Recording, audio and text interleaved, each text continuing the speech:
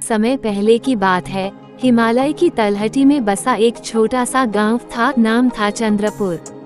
ये गांव बाहर की दुनिया से लगभग कटा हुआ था, लेकिन यहाँ के लोग खुशहाल थे। गांव के पास एक घना और रहस्यमय जंगल था, जिसे सब हॉरर कहते थे। कहा जाता था कि हॉरर जंगल में समय और दिशा दोनों अपना रास्ता भूल जाते हैं।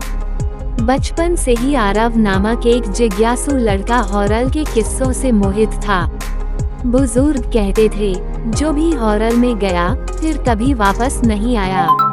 लेकिन आरव के अंदर एक सवाल हमेशा उठता था, आखिर ऐसा क्या है उस जंगल में।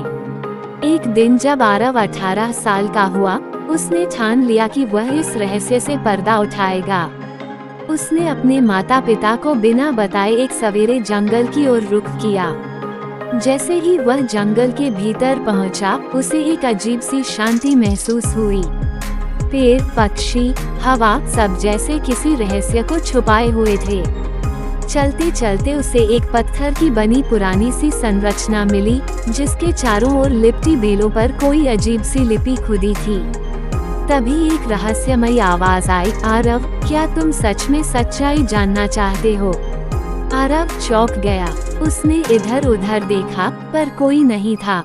हाँ, उसने धीमे से कहा। अचानक पत्थर की संरचना हिलने लगी और एक दरवाजा खुला। आरव जैसे ही अंदर गया, वह एक और ही दुनिया में पहुंचा। वहाँ सब कुछ प्रकाशमान था, लेकिन सूरज नहीं था। समय जैसे रुक गया था। एक स्त्री रूपी आत्मा प्रकट हुई। मैं हूँ हॉरर की आत्मा। ये जंगल एक द्वार है दो दुनियाओं के बीच। जिन्हें ज्ञान, साहस और शुद्ध हृदय से प्रेरणा मिलती है, वे ही यहाँ प्रवेश कर सकते हैं। आरव ने पूछा, लेकिन बाकी लोग क्यों नहीं लौटे? क्योंकि वे लोग डर या जिज्ञासा से भरे थे, ज्ञान से नहीं।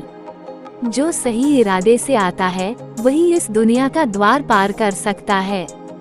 हॉरर ने आरव को प्रकृति और जीवन का गूढ़ ज्ञान दिया और कहा, अब तुम इस ज्ञान के रक्षक बनो।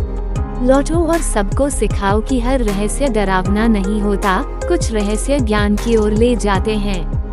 आरव लौटा, लेकिन अब वह पहले जैसा नहीं था।